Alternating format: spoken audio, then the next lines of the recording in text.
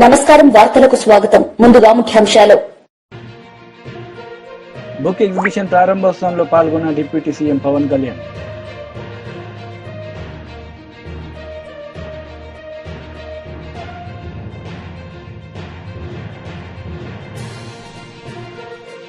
BJP leader press meet, పలు అంశాలపై వివరణ.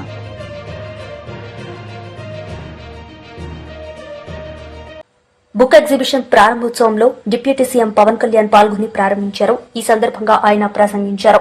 అందుకని వాటిని ఏం చేస్తున్నామంటే ఇప్పుడు మొన్న గౌరవ ముఖ్యమంత్రి చంద్రబాబు నాయుడు గారి దృష్టికి కూడా తీసుకెళ్ళాం మన దీంట్లో. సో ఈరోజు మన ఏదో మాట్లాడుతున్న దాదాపు 1,40,00,000 1,70,00,000 దాకా అవుద్దని చెప్తా ఉన్నారు చేయడానికి. సో నేను అనుకుంటుంది, నేను ఒక 3వ వంతు నేను భరిస్తాను. అలాగే కేంద్ర ప్రభుత్వం రాష్ట్ర ప్రభుత్వం సహకారం తీసుకొని, అంటే సూర్యరాజేంద్ర నిఘంటు ఎందుకు అవసరం అనడానికి ఇందాక నేను మిస్ అయిపోయింది మన మాల్కమ్ ఎక్స్ది. అంటే అతను డిక్షనరీ చదివి మహాజ్ఞాని అయిపోయాడు, మా గొప్ప వక్త అయిపోయాడు, సివిల్ రైట్స్ లీడర్ అయిపోయాడు. అట్లాగా డిక్షనరీ చాలా చాలా కీలకం. సో డిక్షనరీస్ మీరు చదవండి. ఎందుకంటే మీకు నేను ఇవ్వగలిగేది నిజంగా మన చేతిని చాలాసార్లు అనుకుంటాను, నా పిల్లలు కూడా ఇదే చెప్తాను. రీడింగ్ మీరు ఒక అలవాటు చేసుకోండి, పుస్తక పఠనం అనేది. నెక్స్ట్ జనరేషన్కి కానీ ఈ జనరేషన్కి కానీ ఎంతసేపు టీవీలు చూస్తాం, ఎంతసేపు ట్విట్టర్ మీద ఉంటాం, ఎంతసేపు సోషల్ మీడియా చూస్తాం. నిజంగా కనుక మన పుస్తకాలు చదివితే మనకు వచ్చే జ్ఞానం వేరు, మీకు పోరాటం చేసే శక్తి వేరు ఉంటుంది మీకు. నేను చాలాసార్లు కుంగిపోయినప్పుడు ఒక శేషేంద్ర నాకు ఉత్సాహాన్ని ఇచ్చాడు, గుంటూరు శేషేంద్ర.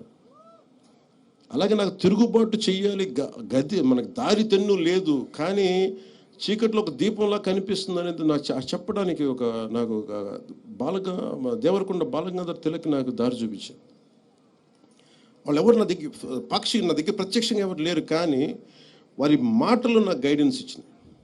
సో అందుకని మీకు ప్రతిదీ ఈ కనిపిస్తున్న ప్రతి పుస్తకం అది మీకు ఒక సంపదని, అది మీకు ధైర్యం ఇచ్చేది మీకు. అందుకని ఆ ధైర్యాన్ని మీరు సంపాదించుకోమని. ఎందుకంటే నేను ఒక్కడిని చేసే పోరాటం కాదు, మీలాంటి యువకులు పెద్దవాళ్ళందరూ కూడా మనం కూర్చొని, ఎవరైతే తెలుగు భాషా శాస్త్రవేత్తలు ఉన్నారో, అధ్యాపకులు ఉన్నారో, తెలుగు పండితులు ఉన్నారో, ముందుగా మనం చేసిన సరిగ్గా నేర్చుకున్నందుకు వారికి నమస్కారం పెట్టాలి మనసు. ఎందుకంటే మీరు ఎంత కష్టపడితే డబ్బులు ఉండవు దాంట్లో. తెలుగు అధ్యాపకులు కావాలంటే డబ్బులు ఉండాలి. మొన్న ఈ మధ్యన స్కూల్లో కూడా చెప్పాను, అధ్యాపకులు హైయెస్ట్ పెయిడ్ వ్యక్తులు అవ్వాలి, జీతాలు వాళ్ళకి ఎక్కువ ఉండాలి. ఎందుకంటే సమాజాన్ని నిజంగా ఒక అధ్యాపకుడు కనుక బలమైన జీతభత్యాలు ఇవ్వగలిగితే సమాజం మారిపోదు. ఆ విధంగా నేను కోరుకుంటా ఉన్నాను, అలాంటి జరగాలని చెప్పి. మనస్ఫూర్తిగా నాకు ఈ అవకాశాన్ని ఇచ్చిన ఈ మొత్తం ఈ బుక్ ఫేర్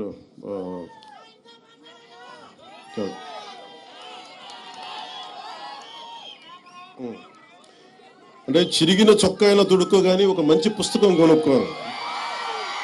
ఇది వీరేశలింగం పంతులు గారు. చొక్కా చినిగిపోయిన పర్లేదు, కానీ మంచి పుస్తకం ఉండాలి. అలాగే మనకి పుస్తకాలు లేకుండా నేను రోడ్డు మీదకి బయటికి రాను. ఇప్పుడు నేను చాలాసార్లు వెళ్ళినప్పుడు నాకు భయం వచ్చేస్తుంది, పుస్తకాలు పక్కన లేకపోతే ఏదో కోల్పోయినట్టు.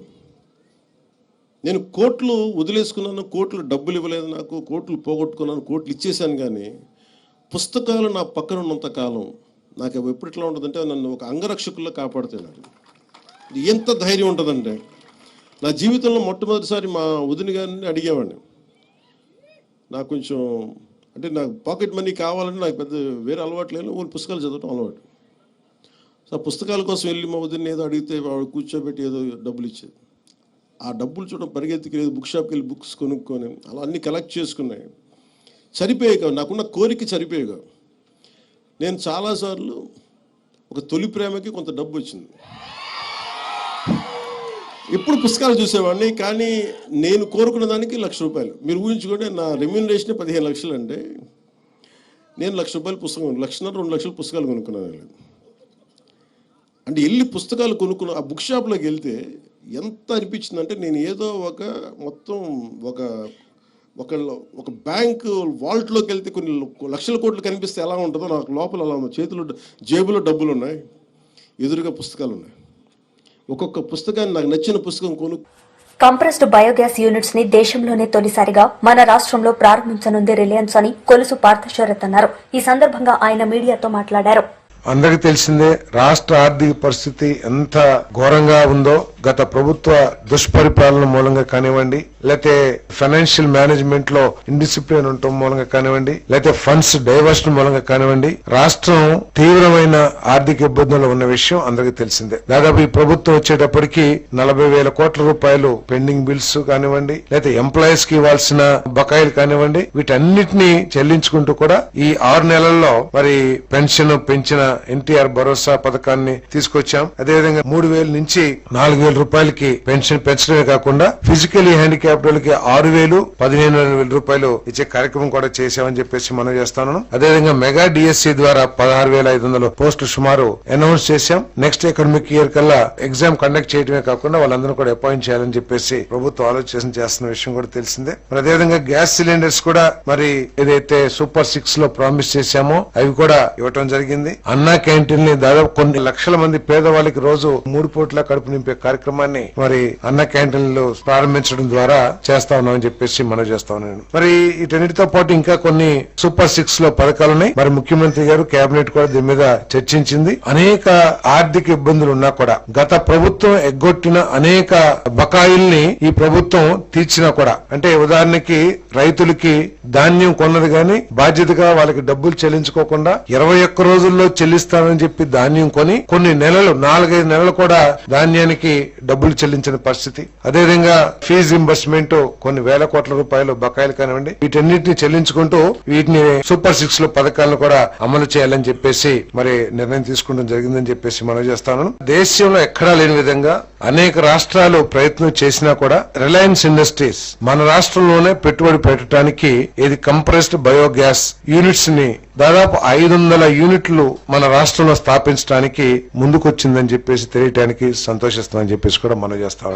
తద్వారా 65,000 కోట్ల రూపాయలు పెట్టుబడి, 2.5 లక్షల మందికి ఉద్యోగ అవకాశాలు కూడా లభిస్తాయని చెప్పేసి మనం చేస్తాను. 11,000 మెట్రిక్ టన్నులు కంప్రెస్డ్ బయోగ్యాస్ తయారీ అవుతుందని చెప్పేసి కూడా తెలియజేస్తాం. దీంట్లో ఏంటంటే ఇప్పుడు దాకా మనందరం కూడా ఈజ్ ఆఫ్ డూయింగ్ బిజినెస్ గురించి ఈ పారిశ్రామిక రంగాల్లో ఈ ప్రపంచంలో డిస్కస్ చేస్తా ఉండేవాళ్ళు. ఈజ్ ఆఫ్ డూయింగ్ బిజినెస్ లో మాకు ఫస్ట్ ర్యాంక్ లో ఉన్నాం లేదా సెకండ్ ర్యాంక్ లో ఉన్నాం అని చెప్పేసి చెప్పుకుంటుండేవాళ్ళు. కానీ ఈ రోజు చంద్రబాబు నాయుడు గారి ప్రభుత్వం ఈజ్ ఆఫ్ డూయింగ్ బిజినెస్ అదనంగా స్పీడ్ ఆఫ్ డూయింగ్ బిజినెస్ తన చర్యల ద్వారా నిరూపిస్తుందని చెప్పేసి నేను మనం చేస్తాను. ఎందుకంటే ఈ రిలయన్స్ ఇండస్ట్రీస్ మనతో మన రాష్ట్ర ప్రభుత్వంతో 12/11/2024 MOU సైన్ చేసింది. అంటే ఎన్ని రోజులు? కేవలం నెల 15 రోజుల లోపలే వారికి కావాల్సిన భూములు కేటాయించమని చెప్పేసి, కేటాయించగానే అడ్వాన్స్ పొజిషన్ కూడా మాకు ఇచ్చేయండి అని చెప్పేసి ప్రతిపాదన చేయడం జరిగిందని చెప్పేసి మనం చేస్తాను. అది కూడా ఏమిటి? రాష్ట్రంలో ఉన్న వేస్ట్ ల్యాండ్స్ అది కూడా కొనుక్కోవడానికి కాదు, 15,000 రూపాయలు పర్ ఎకర్ లీజ్ చొప్పున రాష్ట్రంలో వివిధ జిల్లాల్లో ఉన్న వేస్ట్ ల్యాండ్స్ ని కేటాయించి అడ్వాన్స్ పొజిషన్ ఇవ్వమని చెప్పేసి ప్రతిపాదించడం జరిగింది. అంతేకాకుండా ఈ వేస్ట్ ల్యాండ్స్ సరిపోకపోతే రైతుల దగ్గర నుంచి వారికి వారే పర్ ఎకర్ 30,000 రూపాయలు లీజ్ చెల్లించి రైతులకి ఆ భూమిని వారు సేకరించుకుంటారు. అంటే 11,000 టన్నుల CBG తయారు, అంటే కంప్రెస్డ్ బయోగ్యాస్ తయారు చేయడానికి కావాల్సిన భూముల్ని, అంటే నేపియర్ గ్యాస్ ఇదంతా కూడా పెంచాలి, గ్రాస్. దానికోసం కావాల్సిన భూముల్ని మన దగ్గర ఉన్న రాష్ట్ర ప్రభుత్వ ఆధీనంలో ఉన్న వేస్ట్ ల్యాండ్స్ ని వాళ్ళకి 15,000 రూపాయలు, అదేవిధంగా వారు సొంతంగా సమకూర్చుకునే రైతుల భూములకి 30,000 రూపాయలు వారు చెల్లిస్తారని చెప్పేసి కూడా ఈ సందర్భంగా తెలియజేస్తాను. మాజీ మంత్రి అంబటి రాంబాబు మీడియా సమావేశం నిర్వహించారు. ఈ సందర్భంగా ఆయన మాట్లాడారు. పవన్ కళ్యాణ్ గారి సినిమాలో కూడా ఖుషి అని కూడా దానిలో పెట్టినట్టున్నారు. ఆడువారి మాటలకు అర్థాలే వేరులే, అర్థాలే వేరులే అని ఇప్పుడు అనిపిస్తుంది నాకు. బాబు గారి మాటలకు అర్థాలే వేరులే, అర్థాలే వేరులే, అవునంటే కాదనిలే, కాదంటే అవుననిలే. చక్కగా సూట్ అయిపోద్ది దీనికి. చంద్రబాబు నాయుడు గారికి కక్ష లేదు అంటే కక్ష ఉంది అని అర్థం. చంద్రబాబు నాయుడు గారు నేను నిప్పు లాంటి మనిషిని అన్నాడు అనుకోండి, ఆయన పెద్ద తుప్పు లాంటి మనిషి అని అర్థం. నేను అసలు తప్పే చెయ్యను అన్నాడంటే నిత్యం తప్పులు చేస్తాడని అర్థం. నా అంత విశ్వసనీయత కలిగిన రాజకీయవేత్త ఈ దేశంలో లేడు అంటే అంత విశ్వాసఘాతకుడు ఈ రాజకీయాల్లో ఈ దేశంలో ఎవ్వడు లేడు అని అర్థం. నేను అందరినీ విశ్వసిస్తాను అంటే ఎవరిని నిశ్వసించను అని అర్థం. నేను అక్రమాలు చెయ్యను అన్నాడా, రోజు అక్రమాలు చేస్తాడని అర్థం. నేను ఇదంతా ఎందుకు మీకు ప్రత్యేకంగా చెప్పాల్సిన అవసరం ఏముంది? చంద్రబాబు నాయుడు గారు ఉమ్మడి రాష్ట్రం అయిపోయిన తర్వాత, విడిపోయిన తర్వాత హైదరాబాద్లో ఒక ఎమ్మెల్సీని కొనడం కోసం డబ్బులు సరఫరా చేస్తూ లైవ్లో దొరికిపోయాడు. అవునా? నేనన్నా కల్పించానేది? అదే మా వాళ్ళు బ్రీఫ్డ్ మీ కేసులో అంత లైవ్లో దొరికిపోయినా కూడా నా అంత నిజాయితీ పరుడు ఎవడో లేడు నమ్మని అంటాడు. ఈ పత్రికలేమో వాళ్ళు చంద్రబాబు నాయుడు గారు అంత నిజాయితీ పరులు ఎవరు లేరండి, ఈ భారత రాజకీయాల్లో ఆయనంత స్వచ్ఛమైనటువంటి రాజకీయ నాయకుడు ఎవరు లేరు అని చెప్తాడు. మనం నమ్మాలి. అంత పెద్దగా లైవ్లో దొరికిపోయినా కూడా మహానుభావుడు భలే మేనేజ్ చేసుకుంటాడులే. చక్కగా వ్యవస్థలన్నిటినీ మేనేజ్ చేసుకుని తప్పుకుని బయటికి రాగలిగినటువంటి, ఎన్ని ఘోరాల నుంచి అయినా తప్పుకుని రాగలిగినటువంటి గొప్ప వ్యక్తి చంద్రబాబు నాయుడు గారు. నేను మీ అందరికీ గుర్తు చేస్తా, చంద్రబాబు నాయుడు గారు ఎన్నికలకు ముందు మా మీద ఎన్ని అపవాదులు వేశాడండి. 14 లక్షల కోట్ల రూపాయలు అప్పు చేసింది రాష్ట్ర ప్రభుత్వం మమ్మల్ని, జగన్మోహన్ రెడ్డి గారి ప్రభుత్వాన్ని. చివరికి ఎంతయ్యా అప్పు చేసింది అంటే కేవలం 6,44,531 కోట్లే తేలింది. 14 లక్షలు ఎక్కడదా, 6,46,000 కోట్లు ఎక్కడ? చూడండి, డబుల్ కన్నా ఎక్కువ చెప్పేశాడు. అబద్ధాలు చెప్పడంలో మొత్తం భారతదేశ రాజకీయాల్లో ఇంత గొప్ప వ్యక్తి మరొకరు లేరు అని చెప్పవలసినటువంటి అవసరం ఉంటుందని మనం చేస్తున్నాం. అంతేకాదు, ల్యాండ్ టైటిలింగ్ యాక్ట్ రాగానే రద్దు చేస్తామన్నాడు, రద్దు చేశాడు. కానీ దానిలో ఉన్న విషయాలన్నీ కూడా ఇవాళ మోస్తున్నటువంటి విషయం మీరు గుర్తు చేస్తూ ఉన్నాను. అంతేకాదు, ప్రభుత్వ భవనాలకు 4,000 కోట్లు ఖర్చు పెట్టింది ఈ ప్రభుత్వం అని మమ్మల్ని అన్నాడు. ఏం జరిగిందండి? 100 కోట్లు లెక్క చెప్పాడు మొన్న. అంతేకాదు, ఇంత అప్పులు చేసి ఈ రాష్ట్రాన్ని శ్రీలంకగా చేస్తున్నారు అన్నారు. వాళ్ళు చంద్రబాబు నాయుడు గారు వచ్చి అప్పటికి ఎంత చేశాడు? ఎన్ని లక్షలు వేసాయండి? 1,09,000 కోట్ల రూపాయలు ఈ రోజుకి అప్పు చేసినటువంటి ఘనుడు నారా చంద్రబాబు నాయుడు గారు. అసలు విశ్వసనీయత గురించి మాట్లాడే హక్కు నారా చంద్రబాబు నాయుడు గారికి లేదు అని ఈ సందర్భంగా నేను చెప్తూ ఉన్నా. మీరు చూశారు, 4 సార్లు ముఖ్యమంత్రి అయ్యాడు. ఒకసారి కాదు, 4 సార్లు అయ్యాడు. అదృష్టం మహానుభావుడు, కొన్ని పరిస్థితుల వల్ల 4 సార్లు ముఖ్యమంత్రి అయ్యాడు. ఏ రోజునైనా ఈ 4 సార్లు కూడా ఇచ్చిన హామీని నెరవేర్చినటువంటి సందర్భం ఉందా? ఒక్కరోజు కూడా ఏదైతే మేనిఫెస్టోలో పెట్టాడో ఆ మేనిఫెస్టోలో పెట్టినటువంటి అంశాలను పూర్తిగా కానీ సగం కానీ పావు వంతు కానీ ఆచరించినటువంటి విశ్వాసఘాతకుడు నారా చంద్రబాబు నాయుడు గారు. ఇవాళ ఆయన ఇవన్నీ చెప్తా ఉన్నాడు. కక్ష సాధింపులు అసలు నా లక్ష్యమే కదండి. జగన్పై చర్య తీసుకోవడానికి సిక్కి ఒప్పందం లడ్డూలాగా దొరికిందంట. లడ్డూలాగా దొరికితే అసలు తినకుండా ఉంటావు నువ్వు. ఆ లడ్డు పుచ్చిపోయినా తింటావు, ఏ లడ్డు అయినా తింటావు, కానీ అది తిన్నావా నీ గొంతు పట్టుకుంటుంది. దీనిలో ఏమీ లేదు అనే విషయం తెలిసిన తర్వాత ఏమీ చేయలేని ఒక స్థితిలోకి నువ్వు ఉన్నావు. ఇవాళ నేను చూసా, ఇంతకుముందే వచ్చే ముందు ఆదాని మీద యాక్షన్ తీసుకోడంట, అక్కడ తేలితే కానీ ఇక్కడ తీల్చుకోనని చక్కగా తప్పుకున్నాడు. దానిలో ఏమీ లేదనే అంశం చాలా స్పష్టంగా అర్థమవుతా ఉన్నది ఈ రాష్ట్రంలో, దేశంలో, ప్రజానీకానికి అని మనం చేస్తున్నాం. కక్ష సాధింపులు ఏమి లేవండి. చంద్రబాబు నాయుడు గారు మీరు ఏం చేశారండి? వైసీపీ లీడర్ పూత శివశంకర్ రెడ్డి మీడియా సమావేశం నిర్వహించారు. ఈ సందర్భంగా ఆయన మాట్లాడారు. వెంబడి ఉండేటువంటి నిర్మాణాలన్నీ కూడాను అక్రమమైనటువంటివి. కాంగ్రెస్ ప్రభుత్వము ఈ విధంగా అక్రమంగా నిర్మాణాలు చేపట్టింది వీరి సహాయంతో అని చెప్పి ఆ సమావేశం పెట్టి, తర్వాత కృష్ణా జిల్లా, గుంటూరు కలెక్టరేట్లలో వాళ్ళ యొక్క ఆ మెమొరాండమ్స్ ఇచ్చేస్తూ ఇరిగేషన్ శాఖ అధికారులకు కూడా ఇచ్చి నానా చిందులేశారు. ఇమ్మీడియట్ గా నోటీసులు ఇవ్వండి, కూల్చేయండి, ఇది అక్రమైనటువంటి ప్రాంతము, నదీ పరివాహ ప్రాంతము, నది ఫ్లోటింగ్ అడ్డుపడుతున్నాయి, దీనివల్ల వరదలు సంభవిస్తాయనేటువంటిది నానా హంగామా చేశారు. అది జరిగిన తర్వాత రాష్ట్రము విడిపోవడము, కొత్త రాష్ట్రం వచ్చిన తర్వాత తెలుగుదేశం పార్టీ అధికారంలోకి రావడము, వచ్చిన తర్వాత కూడా 2014 డిసెంబర్ 31వ తారీఖున మంత్రివర్గం ఏర్పాటు చేసుకుని ఉన్నటువంటి అప్పుడు మంత్రి, ఇరిగేషన్ శాఖ మంత్రి దేవినేని ఉమామహేశ్వరరావు గారు బోటులో వెళ్తూ విలేకరులందరినీ తీసుకొని వెళ్ళేసి అధికారులను ఈ నిర్మాణాలన్నీ కూడాను ఏదైతే ఇప్పుడు ఉన్నటువంటి చంద్రబాబు ఎస్టేట్ ఉంది కదా, లింగమనేని ఎస్టేట్, అదేవిధంగా ఆ కటకట్ట ప్రాంతంలో ఉన్నటువంటి బిల్డింగ్లన్నీ కూడా అక్రమ కట్టడాలు అని చెప్పి నానా హంగామా చేస్తూ మంత్రిగా ఉన్నటువంటి ఆయన ఇవన్నీ కూల్చాలనేటువంటి నోటీసులు ఇస్తున్నాము, అన్ని చేస్తున్నాం అన్నారు కదా. అది జరిగింది. నెక్స్ట్ డే 2015 జనవరి 1వ తారీఖున క్యాంపు కార్యాలయంలో చంద్రబాబు గారు ముఖ్యమంత్రి గారు ఇప్పుడు 2015 జనవరి 1వ తారీఖున విలేకరులతో మాట్లాడుతూ ఇది అక్రమ కట్టడము, కాంగ్రెస్ వారు చూడు ఎంత దుర్మార్గంగా వ్యవహరిస్తున్నారో, నదులను కూడా వదిలిపెట్టట్లేదు, ఈ యొక్క లింగమనేని ఎస్టేట్ దగ్గర నుంచి అన్ని బిల్డింగులన్నీ కూడా అవన్నీ అక్రమంగా కట్టారు, ఇవన్నీ కూల్చేస్తామనేటువంటిది ఆయనే చెప్పారు.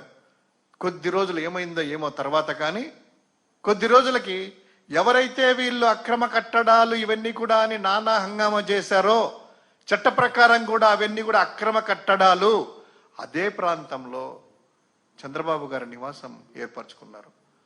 అప్పటికే చాలామంది తర్వాత కాలంలో అయితేనేమి మన మేధా పాట్కర్ గారు, BRS party leader Vinod Kumar media సమావేశం నిర్వహించారు. ఈ సందర్భంగా ఆయన మాట్లాడారు. రాష్ట్ర హైకోర్టు ఏర్పడ్డది.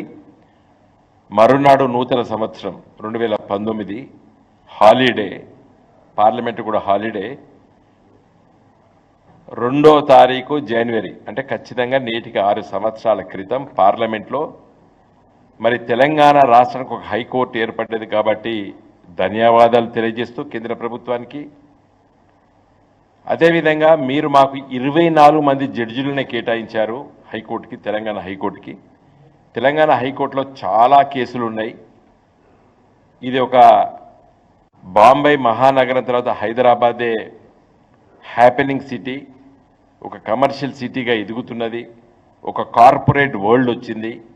కాబట్టి మాకు early justice, early disposal of the cases ఉండాలి అని రిక్వెస్ట్ చేసి మీరు 42 వరకు పెంచండి.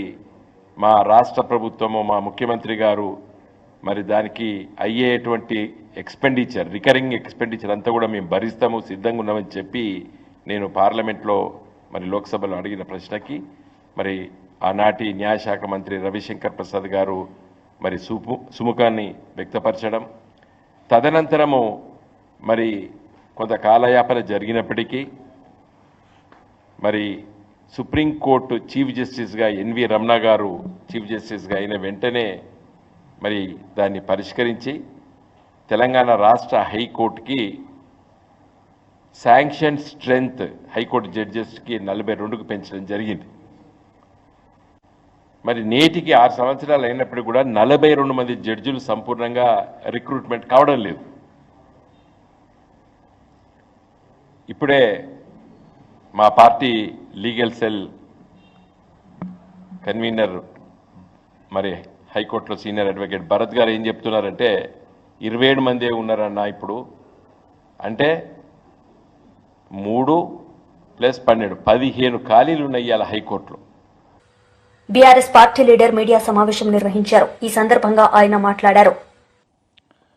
మరి ఇది బీఆర్ఎస్ పార్టీ గతంలోనే కేసీఆర్ గారి నాయకత్వంలో కేటీఆర్ గారు పురపాలక శాఖ మంత్రులుగా ఉన్నప్పుడు 2022లోనే చివరిలో 22-23 ప్రాంతంలో మరి ఈ ప్రాంతాలతో పాటు ఇంకా నగరంలో అనేక ప్రాంతాల్లో విస్తరించాలని చెప్పేసి ఆ రోజు సుమారు 63,000 కోట్ల రూపాయలతోని మరి ప్రతిపాదనలు సిద్ధం చేయాలా, డిపిఆర్ సిద్ధం చేయాలని చెప్పి కన్సల్టెంట్ని అపాయింట్ చేసి మరి ప్రభుత్వము గతంలో ఎన్నికలకు పోయిన సందర్భం బీఆర్ఎస్ పార్టీ అసెంబ్లీ వేదికగా బయట కూడా పత్రికా విలేకరుల సమావేశం ద్వారా అనేక వేదికలపైన చెప్పిన మాట స్పష్టంగా తెలియజేస్తా ఉన్నాను. మరి ఆ రోజు ప్రభుత్వం మారిపోయిన తర్వాత రేవంత్ రెడ్డి గారు కేసీఆర్ గారి ఆనవాలు లేకుండా చేయాలా, కేసీఆర్ గారి పైన కక్షతోని, కేసీఆర్ గారి పైన కుట్రలతోని బీఆర్ఎస్ పార్టీకి మరి చెడ్డ పేరు వచ్చే విధంగా, టీఆర్ఎస్ పార్టీని డిఫేమ్ చేసే విధంగా కేసీఆర్ గారు తీసుకున్న నిర్ణయాలు తప్పుడు నిర్ణయాలని చెప్పి చిత్రీకరించే ఒక ప్రయత్నంలో భాగంగా వారు అధికారంలో రాగానే బీఆర్ఎస్ పార్టీ తీసుకున్నటువంటి అప్పట్లో ప్రభుత్వంలో కేసీఆర్ గారు తీసుకున్న అనేక నిర్ణయాలని మరి వ్యతిరేకిస్తూ అమలయ్యే పనులను కూడా క్యాన్సిల్ చేసి ఇవన్నీ తప్పుడు నిర్ణయాలని చెప్పే ప్రయత్నం గత సంవత్సరం కాలం పాటు అంతా కూడా చేసినాడు. గడిచిన సంవత్సరం అంతా కూడా మరి తప్పుడు తడకల నిర్ణయాలతోని విధ్వంసకరమైనటువంటి అరాచకమైనటువంటి నిర్ణయాలు తీసుకొని అభివృద్ధిని అంతా కూడా తొంగలో తొక్కి అభివృద్ధిని కూడా అంతా కూడా నడ్డి విడిచే విధంగా, అంటే అభివృద్ధి ముందుకు తీసుకుపోయే విధంగా కాకుండా అన్నీ కూడా గత సంవత్సరం కాలం పాటు ప్రభుత్వం వచ్చిన తర్వాత మొన్న 31 డిసెంబర్ వరకు కూడా అన్ని నిర్ణయాలు కూడా తిరోగమన నిర్ణయాలే, అన్నీ కూడా తుగ్లక్ నిర్ణయాలే. వారు తీసుకున్న ప్రతి నిర్ణయం ప్రజల నుంచి వ్యతిరేకత, ప్రజల నుంచి ఆందోళనలు వచ్చినటువంటి సందర్భాల్లో వాటిని చక్కదిద్దే ప్రయత్నం చేయక డైవర్షన్ పాలిటిక్స్ కూడా చేసిన సంగతి మనందరం కూడా సంవత్సరం కాలం పాటు చూసాం. దానికి ఒక బెస్ట్ ఎగ్జాంపులే నిన్న నూతన సంవత్సరం సందర్భంగా వారు ప్రకటించిన నిర్ణయం స్పష్టంగా అర్థమవుతా ఉంది. ఎందుకు ఈ మాట చెప్తా ఉన్నానంటే, ఇదే మెట్రో రైల్ని మరి ఆ రోజు ప్రభుత్వం కేసీఆర్ గారు తీసుకునే నిర్ణయమే బీజేపీ లీడర్ మీడియా సమావేశం నిర్వహించారు. ఈ సందర్భంగా ఆయన మాట్లాడారు.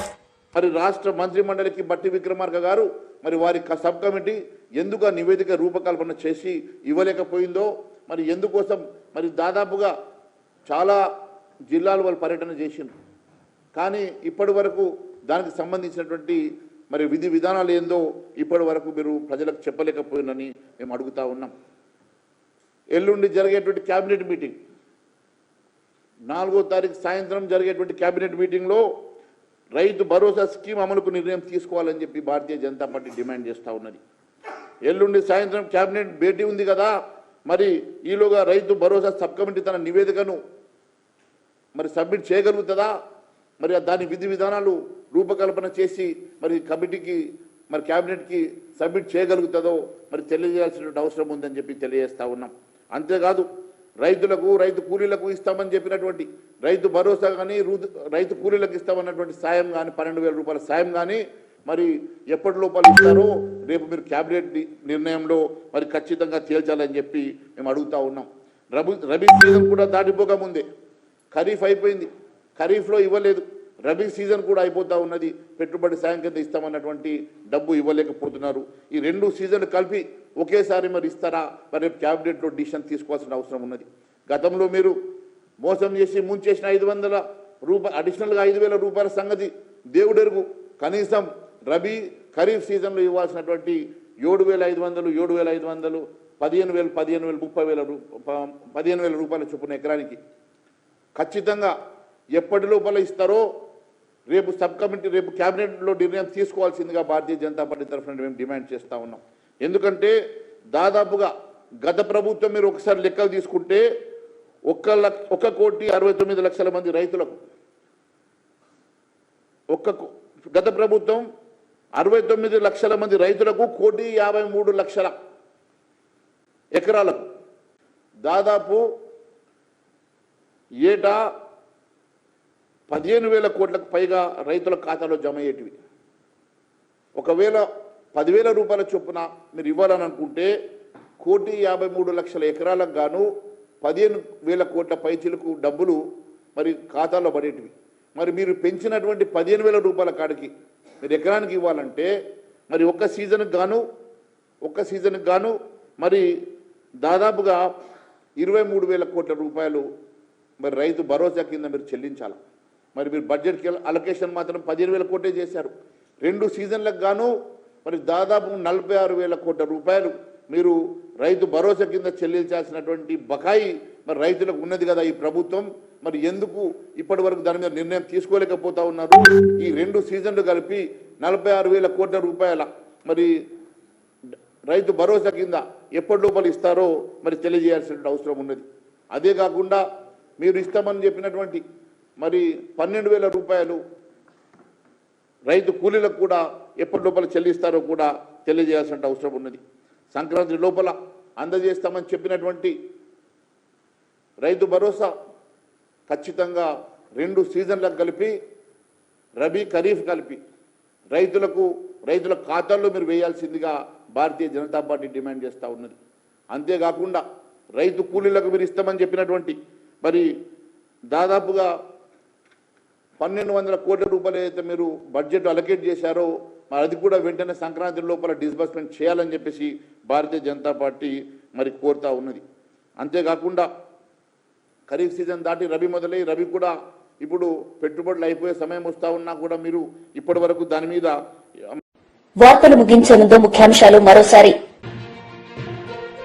బుక్ ఎగ్జిబిషన్ ప్రారంభోత్సవంలో పాల్గొన్న డిప్యూటీ సీఎం పవన్ కళ్యాణ్.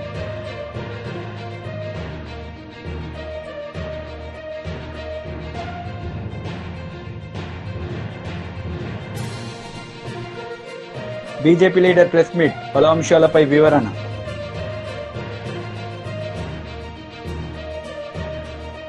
ఈ వార్తలు ఇంతటితో సమాప్తం. తిరిగి ప్రసారమయ్యే వార్తల్లో మళ్ళీ కలుద్దాం. అంతవరకు సెలవు. నమస్తే.